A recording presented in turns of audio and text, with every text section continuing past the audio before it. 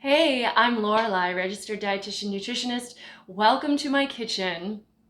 Have you ever said to yourself, I love garbanzo beans, but I always feel so sad when I have to just pour that liquid down the drain. There must be something you can do with it. Well, somebody did, and thus we have aquafaba.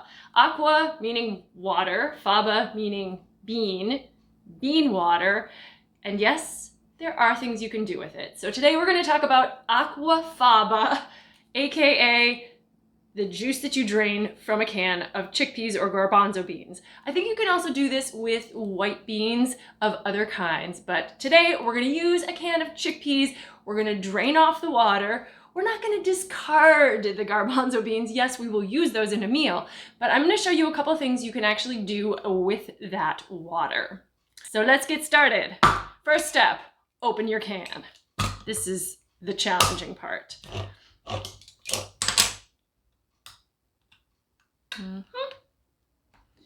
Yeah, in this case, it is apparently the challenging part. Now I'm just going to drain. Separate the liquids from the solids. And we're going to set the beans aside for now. So this is the aquafaba. It is just a liquid. Someone must have looked at it and said, you know, this looks kind of like egg whites. Maybe this will work like an egg white. I don't know who the brilliant genius was that came up with the ways that we can work with aquafaba, but it actually does work kind of like an egg white. So the reasons that you might actually use aquafaba in place of an egg white would be, well, you don't have any eggs, but you have a can of chickpeas. Or, you know, you have a can of chickpeas, you don't want to waste the aquafaba and you will use your eggs for other purposes. Or if you're somebody who just doesn't eat eggs, doesn't keep them around for animal rights reasons or sustainability reasons, or maybe you're just allergic, you can use this in place of egg whites in several different ways. So the first thing I know a lot of people use aquafaba for is just to replace eggs in baking. But I'm going to show you two more distinct things you can make that kind of feature the aquafaba. One is going to be a meringue. So we can actually make a vegan meringue out of aquafaba instead of using egg whites. And then the other is going to be a vegan mayo. This mayo is not going to be a low-fat mayo because we are also going to use a lot of oil, but it is going to be vegan. And again, you're using an ingredient that you would otherwise perhaps just discard. So there's something kind of nice and sustainable, or at least sustainably minded about using aquafaba, making use of an ingredient that would otherwise be wasted. I'm going to show you the mayo first, and then we're going to go to the meringue because the mayo only needs about 1/4 cup of aquafaba. So I'm going to take that out of here, and then the rest I'm going to use later for the meringue. Now I've done this in an immersion blender and I've tried this in my regular blender. Today I'm going to try this in my food processor. And we're going to start with just the aquafaba, and we kind of want to get it whipped up. So the first time when I made this in my immersion blender, I don't think I got it whipped up enough first before I started streaming in the oil, and it didn't really work. It worked well in my blender, but the blender, once it starts to thicken, kind of isn't really the best at moving things around. It can kind of catch a little bit. So I thought I would try the food processor and see how it works here. You, of course, will probably need to experiment at home as well. This is what I do, but I want to show you what's worked for me. So I'm going to start by putting this into the food processor. Again, it's about 1/4 cup. Some recipes I read said like 3 tablespoons. So I'm thinking that the exact ingredients in this are less important than the process. Put the lid on. And I'm going to get this going by itself first. So I'm just going to turn it on.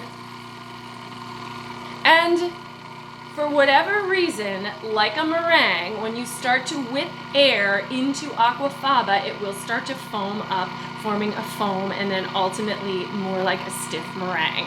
So we're going to get that started here, and then we're going to add a few other ingredients. It's nice and foamy.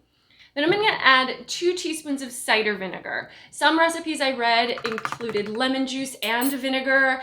Again, I don't know how much it matters. So you could do a teaspoon of lemon juice and a teaspoon of white vinegar. Whatever you have as far as an acid goes, that's what I would recommend trying. I'm gonna use a teaspoon of sugar, just a teaspoon. I'm gonna use about a half a teaspoon of mustard powder. I know some recipes also said you could just use a regular, like a Dijon mustard. And this is more for flavoring. So if you don't have this, I think you could omit it. You would still get the texture and consistency. It might just not be the flavor. Again, for flavor, I know some recipes suggested using something like a black salt. I don't have that, but apparently it can add sort of an eggy flavor to your mayo. So I'm just gonna use a little bit of regular salt. And then when we start to add the oil, I'm gonna add 3/4 of a cup. I've made this with avocado oil. Today I'm gonna make it with olive oil. I don't know that it matters which kind of oil, but it does give you that option. So use the oil you feel most comfortable working with. It does wanna be a liquid oil, so you wouldn't wanna use something like coconut oil.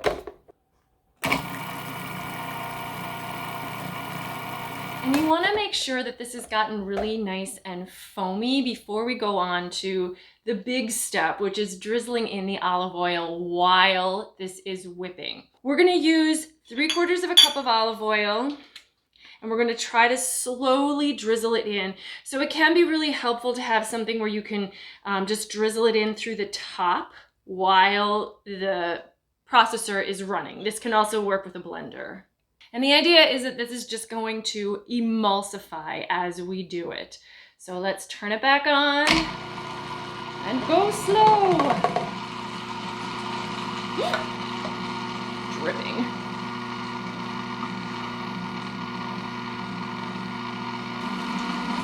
It's kind of spattery at first, but at some point you should see it start to thicken.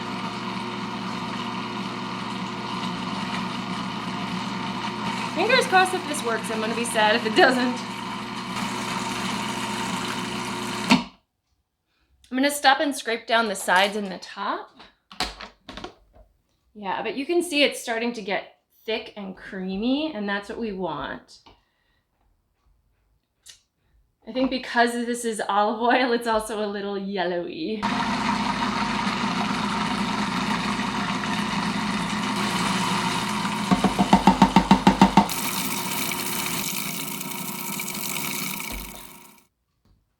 I'm gonna scrape it down one more time.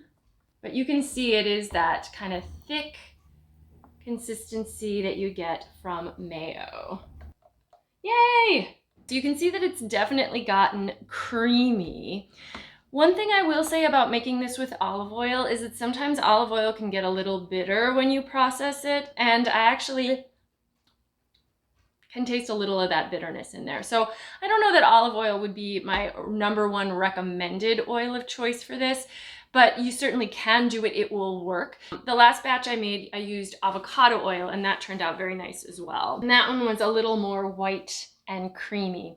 And then I used this mayo to make just a basic ranch dressing. I used actually a little bit of almond milk for sort of a buttermilk ranch and a little bit of vinegar, and then just added like garlic powder, onion powder, dill, salt and pepper, a little bit of Dijon mustard. And you can put this on a salad.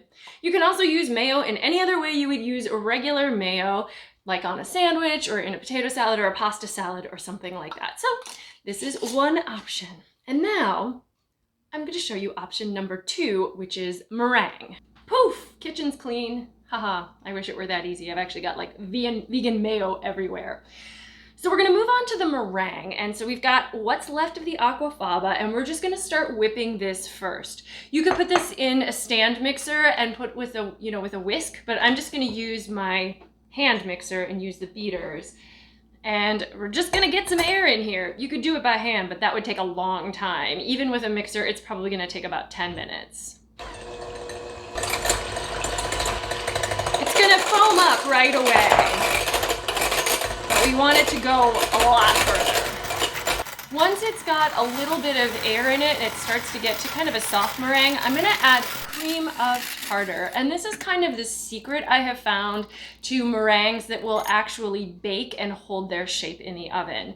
I tried to make this a long time ago, just following the directions as I would for a regular meringue dish. And I found that although it turned into a meringue really well, when I put it into the oven, it kind of deflated, even at a very low heat. So if you can add the cream of tartar, it will actually keep it a little bit stiffer even during the baking period, which we're gonna do at a very low heat. So the oven is preheated to 225 low. It's gonna cook low and slow. So it's gonna be in the oven for maybe 2 hours. And then you can even turn the oven off and leave it to sit overnight to continue to firm up. After it's gotten pretty frothy and meringue, we can start to add the sugar. So yes, this is a sweet treat. This is not a health food. This is a vegan meringue substitute. It is not a healthy meringue substitute per se. We are adding sugar. So I'm gonna add about 3/4 cup of sugar, 1 tablespoon at a time. You want to beat it in slowly. Again, you really wanna preserve the air that's in that meringue. And then once it has completely fluffed and it's gotten to like a really stiff peak stage, then we can turn it into like little meringue kisses, which we can put on a baking tray. Or I really love to stir in chocolate chips. When I was a kid, one of my favorite treats was egg white chocolate chip cookies, which again were just a simple egg white meringue with sugar and then chocolate chips.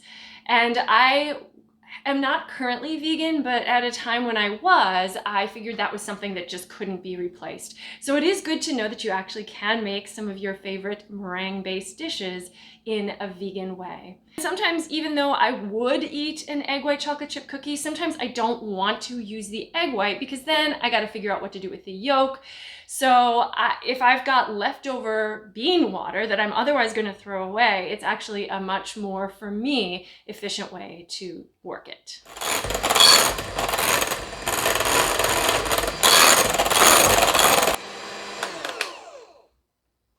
You want this to end up shiny with really stiff peaks that like don't bend down. So you can kind of see here. I've seen people hold these bowls up over their head. I'm not gonna do that, but you know, it shouldn't move. And so it can take up to 10 minutes. Be patient, it takes some time. I have actually heard, I can't promise this, but I have heard that you can't overbeat aquafaba. I think you can with egg whites. Sometimes you can take them too far and they'll split again, but I think you can't really overdo it with this, so just keep going. Yeah, it's just sweet. It's not gonna really taste like beans. And now we can do some baked meringues. You could probably put this on top of a pie if you were making a meringue pie and bake it that way, but I'm just gonna do some little meringue kisses. You wanna put it on a baking tray lined with parchment, or you could use like a silpat or like a silicone mat or something if you want to. And we're just gonna scoop these out. You can pipe them and make pretty shapes, but because the peaks are there, you can also just drop them and then give yourself a little peak. And they need to sit in the oven for a good while. And then I'm also gonna do some with chocolate chips, because like it is my favorite. These are sugar, almost nothing but sugar. The nutritional value of aquafaba is very little. So this is replacing an egg white. Is it good? Is it better health-wise? It's not really making any positive impact nutritionally speaking, but it is an alternative. It might feel to you a little bit more sustainable in that we're not wasting, and it also is vegan. So for those of you who are avoiding eggs, this is just an option. And every once in a while, a little treat is not so bad. So we used about 12 tablespoons of sugar total in this, but we're gonna get so many meringues out of here, probably at least 3 dozen. So if you were to eat 3, it would be the equivalent of eating a tablespoon of sugar, which, you know, it's some sugar, but it's not gonna break you for the day. If you add chocolate chips, obviously you're gonna get a little bit more that way too, but you know, have a few of these sparingly for just a nice little treat. You can also make other fancy things like layered meringues, and you can make a cake out of them, or you can do little meringue nests and then you can spoon some fillings into them. So you can get fancy with this, but you can also just keep it real simple and have a little kitchen fun. So I hope you enjoyed this video. Please subscribe to my channel if you haven't done so already. Let me know if you have any questions or comments. I am not an aquafaba expert, but I am an enthusiast. So I'll do the best I can to help you answer. And I encourage you to just experiment in your kitchen. What do you have to lose? The juice of a can of garbanzo beans that you would probably have thrown out anyway. So give it a try. Take care and eat well.